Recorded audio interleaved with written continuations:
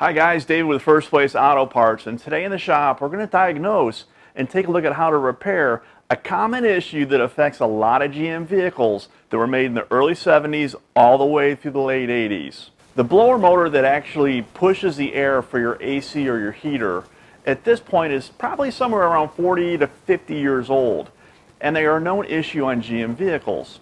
The way the motor is made is there's a bushing on the tail end of the fan shaft that seizes to the shaft and will start to spin in its actual housing, which is what's making that squealing noise.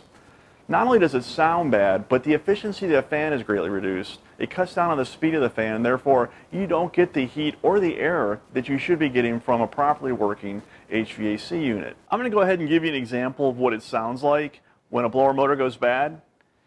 When I turn on the ignition and turn the fan on, you can hear the faint howling. It sounds like metal to metal, which in fact it is. The tools that we're going to use to remove the old blower motor are pretty straightforward. We're going to use the screwdriver socket driver and also a 9/32 socket itself. You can use a ratchet and an extension if your application calls for that.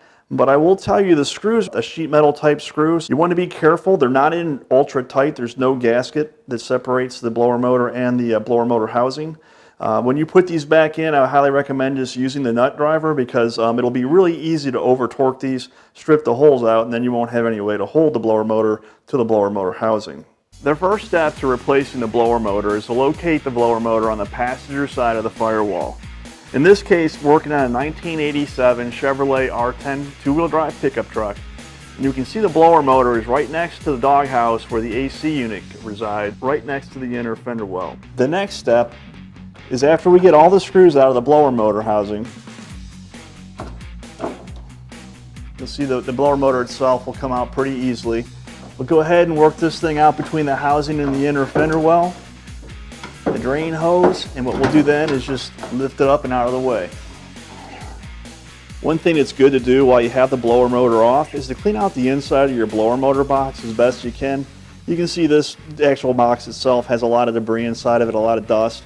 So before I put the new motor in, I'll go ahead and wipe this thing down. When it comes time to ordering your replacement motor, you're going to have a couple of options. The first option is whether you buy the motor with or without the squirrel cage. This is the actual fan itself. The fan will somehow mount or press to the fan shaft. In this case, with the original fan, the fan was originally pressed on to a set of splines, and that's what holds the fan onto the actual fan shaft. If you look at the replacement part that I got for our 87 Chevrolet truck, you'll notice that this fan is actually retained with a nut and a lock washer underneath. They have a different kind of mounting. This will have a D shaft, where this one actually has a spline shaft. So before you order your replacement blower motor, two things to consider. One is whether you want to get it with the squirrel cage or not. For the extra $5 or $6, I highly recommend it. The old squirrel cage plastic is brittle and will crack very easily on you. The other is, how is the squirrel cage mounted to the shaft? If you decide to get the blower motor only without the squirrel cage, make sure you verify, is it a spline shaft? Is it a D shaft with a nut? You're going to have a couple of different options.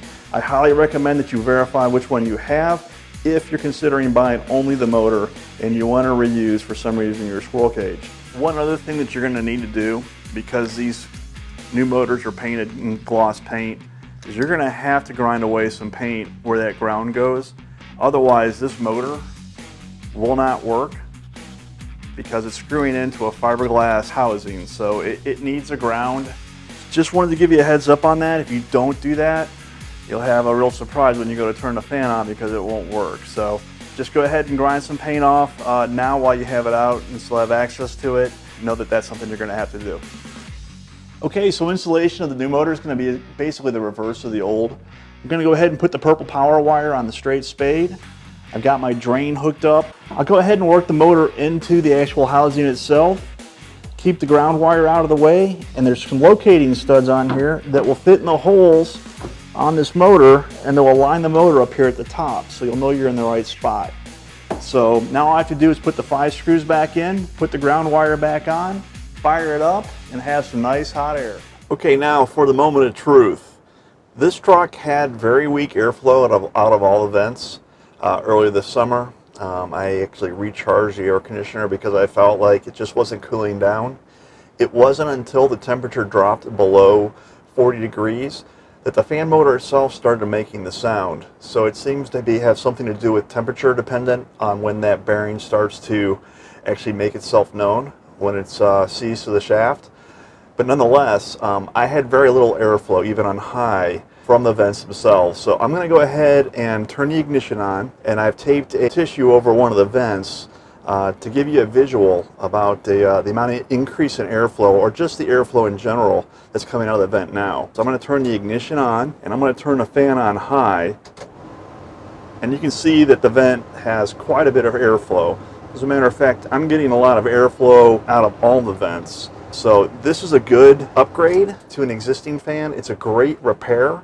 It's the kind of repair that I didn't know something was wrong with the fan until it started making the sound. When that bearing seizes up on the shaft, it actually affects the rotational speed of the fan itself. So ultimately, I wasn't getting the air conditioning or the heat that I should have been in regards to the volume or the force that is driven by the old fan. So this is a fantastic repair.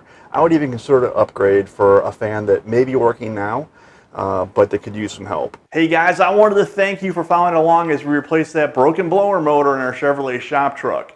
That process and procedure can be used for many GM vehicles, both cars and trucks alike, made from the early 70s all the way through the late 80s. Follow First Place Auto Parts on Facebook and YouTube, where we will continually be adding new product review videos and how to install videos that will be of use to you when it comes time to either buying your parts or putting them on your car.